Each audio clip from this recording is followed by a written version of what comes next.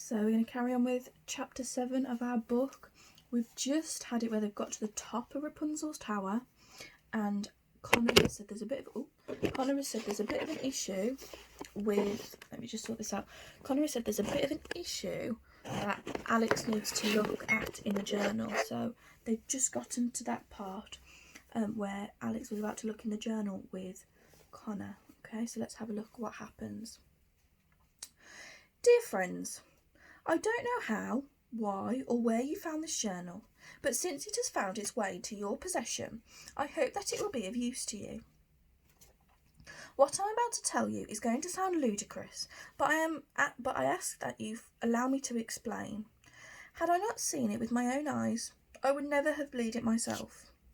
I am but a simple man from a simple village in the charming kingdom, but I have been to another world.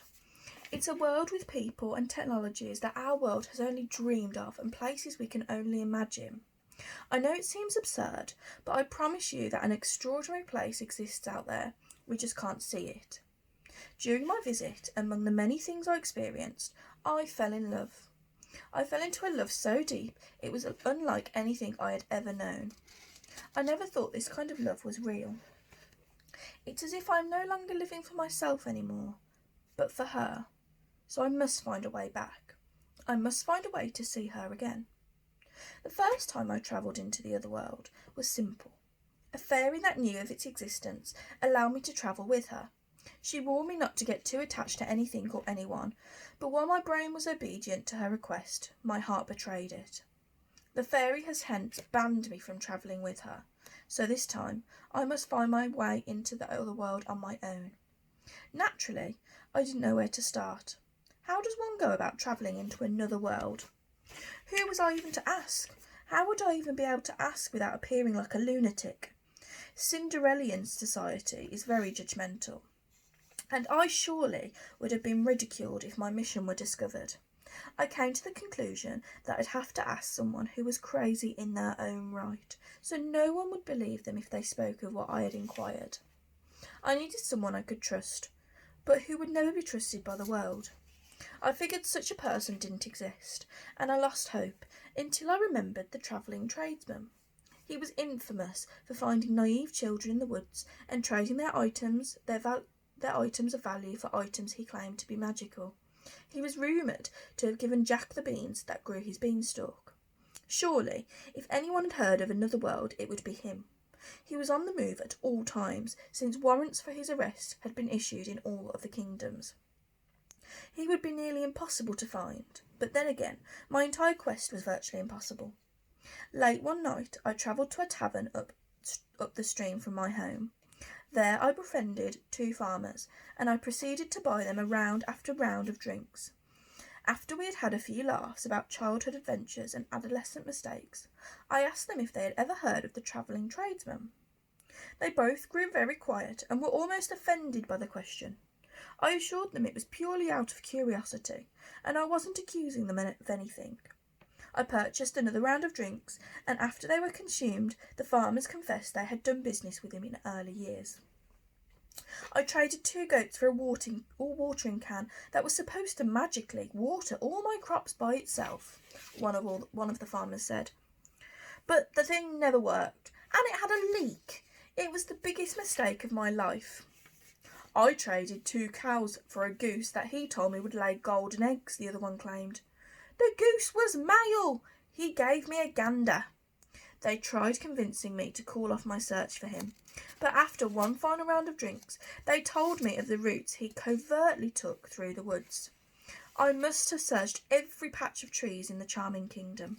Finally, in the woods just south of the Red Riding Hood kingdom border, I found him. The travelling tradesman was an odd, elderly, dishevelled man. He wore several layers of raggedy clothing, and he had a long grey beard. There were dark circles under his eyes, and one of the eyes wandered to the left, so it was difficult to tell what or whom he was looking at. He travelled with a large cart that it was pulled by a single mule. He was making a deal with a small boy holding a chicken when I first saw him. "Wear this bear claw, and you'll grow up to be the strongest boy in the village," the tradesman told the boy, and then placed a necklace with a large bear claw around his neck, and took the chicken from him. The boy smiled and ran off. The tradesman placed the chicken in the back of his cart. He must have made other trades that day, because he had already collected 2 geese and a pig. "Are you a friend or a foe?" the tradesman asked me. "A friend, I believe," I said. "Oh, good," he said with a jolly clap. "Then what may I do for you, friend? Would you like a bag of magic pebbles that grow into boulders? It will only cost you a duck. Or perhaps you'd like to trade a swine for a loaf of bread? That will make you never be hungry again." "No, thank you," I said cautiously. "I've come to ask for your advice." "Advice?" the tradesman said, with the eyebrow of his wondering eye rose. "That, my friend, is something no one has ever asked me for." "What do you wish to know?" "I am wondering," I started, but wasn't sure how to put it into words. "What is the farthest distance you've travelled?" The tradesman scratched his beard and thought about it. "Well, I'd honestly say there isn't a place in this world I haven't been," he told me. "I've travelled from the southwest to the northeast, and from the southeast to the northwest. I've been from the bottom of Corner Kingdom to the top of the Sleeping Kingdom, and from the tip of the Elf Empire to the coast of Fairy Kingdom." "What about further than that?" I interrupted him, fearing he might continue listing every journey he'd ever taken. "Farther than that?" Both of the tradesmen's eyebrows were raised now. "What's farther than that? Only ocean is beyond that, and that's it." "What about a different world? Have you ever heard of one, or how to travel to one?" I finally asked. The tradesman got a funny look in his eyes, or should I say eye. "Young man, I've been all over the world, and I have never seen any suggestion of there being another," he said. This topic upset him somehow, and he hopped aboard his cart and took the reins of his mule. "Wait, please don't go," I pleaded. "You youngsters always take pleasure in harassing an old man." "Well, I won't allow it," he said. He began to travel up the path. I was so desperate I stood in front of his mule and was nearly trampled. "I mean you no harm, old man," I assured him. "You don't understand. I've been to another world, another place and time, and have seen extraordinary things. I need to go back. It may be the greatest wish I will ever have." My arms were spread out and I fell to my knees. I felt like an imbecile confessing a preposterous need to a preposterous man. The tradesman sat still, with his good eye fixed on me. "Is it truly the most desired wish in your heart?" he asked. "Yes," I pleaded. "I've never wanted anything more in my life." "If it's a wish you desire, then there's only one thing you need," he said. "What is that?" I asked him. "The wishing spell," the tradesman said. At first I thought he was joking. "The wishing spell?" I asked him. "You mean the childish legend?" "It's as real as the nose on my face," the tradesman said. "Many men have spent their lives trying to obtain it. Legend has it, if you collect all of the objects and place them in close proximity, the collector's one true wish will be granted." I didn't know whether or not to believe him. Perhaps he was harassing me now. My brain was critical, but my heart chose to learn more. "And how do I find these items?" I asked. "I don't have the slightest idea," he said. Now I was frustrated with him. All of that explanation for nothing. I turned my back on him and began heading back home. "But I know someone who does," the tradesman called after me. "Who?" I demanded. "I never trade for free," the tradesman said, and extended an open palm towards me. I placed a few gold coins in his hand. He kept his hand extended, and I placed a few more coins into it until he was satisfied. "Her name is Hagatha," the tradesman said. "Where can I find her?" "Take this path west into the dwarf forests, past the 3 boulders, and then follow the smoke," the tradesman said. And that was all the direction he gave. He took the reins of his mule and travelled away from me. Had I been thinking clearly, I would have chased after him and asked for more instructions, but instead I took off running towards the dwarf forest. I had never been inside the dwarf forest before. I had been told of their dangers since I was a child, and once I was there I knew why I had been warned. The trees grew thick, and close that someone could be standing 3 feet away and you would not know they were there. It took 2 days to find 3 boulders the tradesman had spoken of. They were 3 large rocks that stuck straight out of the ground and were tilted in a peculiar position. I thought perhaps they might have been pointing at something, so I lowered my head to look in the direction they pointed. The boulders pointed directly between 2 trees, separated just enough that you could see a wide patch of the sky, and in this patch I could see smoke. I ran toward the source of the smoke. Wherever it was coming from was completely off the path, and I almost seriously injured myself jumping over bushes and tree roots as I went.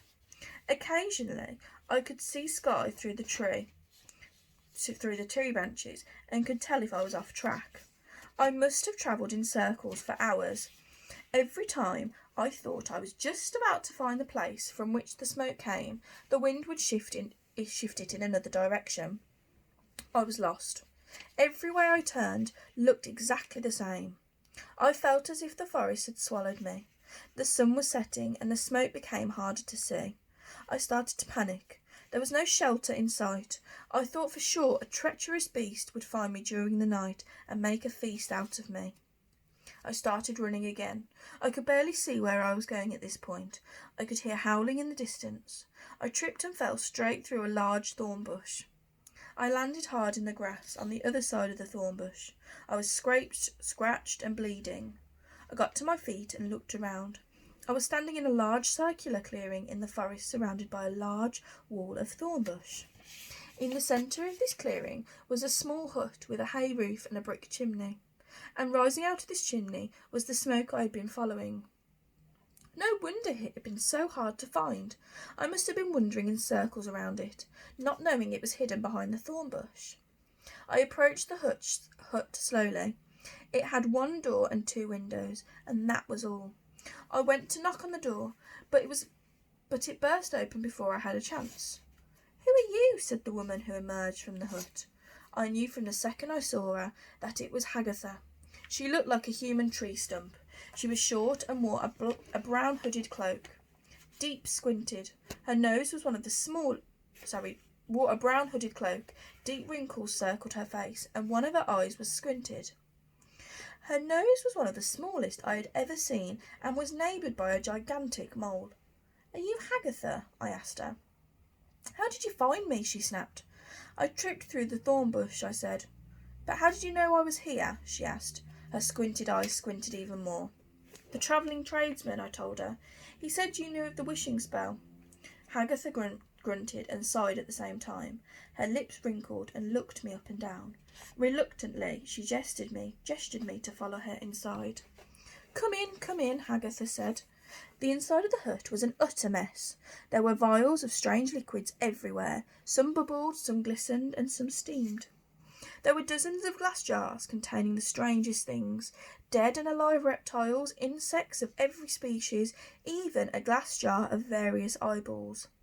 Even though they had been plucked out of their owners' lids, I swear one of them blinked at me. I was surprised to see how many animals were inside the hut as well. Everything from geese and chickens to hummingbirds and monkeys all resided in cages. They were all restless, prisoners no doubt. "Have a seat," Hagatha instructed. She pointed to a chair at the end of a table, so large that it almost took up the entire hut. "I see you are a collector of sorts," I said. She didn't welcome the conversation. She ignored me and collected a few items around the room, a bowl here, a vial there. "The thorn bush surrounding your home is very clever," I said. "It must keep out most unwanted visitors." "Most," she said, and glared at me. "That thorn bush is from the Sleeping Kingdom. I planted it here and grew around my home in a perfect circle, just as it grew around the castle, while the Queen was in her 100-year slumber. You are the first to break through it." "I do apologise. This will cost you 15 gold coins," Hagatha said, and took a seat across from me. "For what?" I asked. "You want to know what the wishing spell items are, don't you?" she asked. "That is why you're here, is it not?" I reached into my pocket and laid all the coins I had left on the table. Unfortunately, doing business with the tradesmen left me short. I only have 14 coins, I told her. Hagatha did not look pleased. You stupid youth and your wishes. Very well, she said, and scooped up all the coins in one sweep. She placed a bowl in front of her and emptied the contents of 2 vials into it, one red liquid, the other blue. One eye of an eagle, the wings of a pixie, and the heart of a newt, Hagatha said, and added these items into the bowl, plus 3 drops of giant blood, the big toe of an ogre, and a straw of gold hay. That completes the potion. With all the ingredients added, the liquid in the bowl started to smoke and glow. Hagatha leaned over it and breathed it in. She closed her eyes and lost herself in a moment of deep thought. Does this potion tell you what the wishing spell items are? I asked her. No, but it helps me remember, Hagatha said. You aren't the first, and you won't be the last person to request this list. Consider yourself warned. Many people have lost their lives trying to acquire these items. They are impossible to collect. I'd rather die trying than living the rest of my life wondering if I could have done it, I said. Then listen carefully to what I'm about to say, because I'll only say it once, Hagatha said. I leaned as close to her as I possibly could. The anticipation made every second feel like an hour. This is what I had come all this way for. There are 8, Hagatha said. She took a deep breath and then listed the items. Glass that housed a lonely soul up till midnight's final toll, a sabre from the deepest sea meant for groom's mortality, the bark of a basket held in fright while running from a bark with bite, a stony crown that's made to share, found deep within a savage lair, a needle that pierced the lovely skin of a princess with beauty found within, a wavy lock of golden rope that once was freedom's only hope, glittering jewels whose value increased after preserving the false deceased, teardrops of a maiden fairy, feeling neither magical nor merry. I repeated the list to myself the entire way home and wrote the wishing spell list and my journey thus far into this journal. I don't know how I'm going to gather these items, but my goal is to find them and then record how I managed it, in case I ever need to do it again. If you're reading this, I hope it means I succeeded, and if you're reading this and are about to start your own journey, I wish you luck. Wow, Alex said, looking up from the journal. You can say that again, Connor said. You read that much faster than I did. Did you read any further? Alex asked. Did you find all the items? Did you make it back? I don't know. There are a lot of pages missing, Connor said. Alex scanned through the list of the wishing spell items. She hadn't expected them to be hidden within riddles. Most of these are pretty easy to figure out, she said. Like a needle that pierced the lovely skin of a princess with beauty found within. That's obviously the spindle on Sleeping Beauty's spinning wheel. And a wavy lock of golden rope that once was freedom's only hope, Connor said. That's totally a lock of Rapunzel's hair. Connor looked around the space where he was sitting. From between 2 floorboards, he pulled out a lock of long golden hair. Found one, Connor said. One of the first things I noticed when I got up here was how much of that Rapunzel girl shed. Now we're only 1/8 of the way home. Alex carefully wrapped the lock of golden hair in a tissue from her school bag. What do you suppose glass that housed the lonely soul up till midnight's final toll means? She asked. Whose soul was covered in glass? I know, Connor said. Cinderella's glass slipper. That covered the sole of her foot. Of course, Alex said. This list was spoken. Maybe Hagatha meant soul, like on a foot, but the man heard it as soul, like a person's spirit. Connor, you're a genius. There's an alternative spelling, Connor asked, but Alex went on. I wonder what the bark of a basket held in fright while running from a bark with bite means, said Alex, thinking hard. Can anyone think of what might be the bark of a basket held in fright while running from a bark with bite? Have a think before I carry on. So they go on to say basket, basket, basket, bite, bite, bite. Little Red Riding Hood. A basket must have been made out of tree bark, and the bark with bite is talking about the big bad wolf. Okay, Connor said, that would make sense. Alex stood up and started pacing around the tower. Glittering jewels whose value increased after preserving the false deceased. That's a tough one. Who was falsely deceased? Didn't people think that Snow White was dead after she bit into the poisoned apple? Connor asked. Yes, that's right, said Alex, jumping up and down. She had a coffin made of glass and jewels from the dwarf mines. That must be what it means. I'm so glad Dad and Grandma read to us so much growing up, Connor said. Whoever would have thought it would be this useful? Teardrops of a maiden fairy feeling neither magical nor merry. I guess we'll just have to find a fairy who has recently broken up with her boyfriend or something, Alex surmised. You don't think we could just kick her and make her cry? Connor asked. That just seems easier to me. Alex ignored him and vigorously flipped through the journal again. Glass slipper, check. Spindle, check. Coffin, check, Alex said. According to the notes scribbled in the margins, the author of the journal seems to agree with our guesses. I still don't know what some of these things are, though, like a sabre from the deepest sea meant for a groom's mortality, or a stony crown that's made to share, found deep within a savage lair. Like I said, there are a lot of pages missing, Connor said. Alex was disheartened by this. The items they knew of seemed virtually impossible to collect, let alone the items they didn't know of. She walked over to the window and looked out at the view. The sun was just about to set, and one by one the fireplaces in the village nearby were lit and sent trails of smoke into the darkening sky. What if we get some of these riddles wrong? She asked. What if we guess the wrong thing? What if the author guessed wrong? What if he never made it back? What if he died trying? We'll just have to try our best, Connor said, joining Alex at the window. Some annoying little girl told me once that optimism always pays off, and she's usually right about things. Alex smirked warmly at her brother. Okay then, she said. So far we have a lock of Rapunzel's hair. We still need to collect Cinderella's slipper, Sleeping Beauty's spindle, jewels from Snow White's coffin, bark from Red Riding Hood's basket, tears from a fairy, plus 2 other items we have no idea about. Connor gulped at hearing this list. They both looked out over the horizon and at the sea of trees that surrounded the tower. Somewhere out there, all of these things were waiting to be found. It looks like we're going to see more of Land of Stories than we thought, Connor said. And that's the end of chapter 7. And give you a little sneak peek, chapter 8 is called A Hidden Place. And there's the picture at the top of chapter 8. So hopefully next week on Monday we can start chapter 8. And by the looks of things, chapter 8 is quite a short chapter, so we should be able to read that all in one go.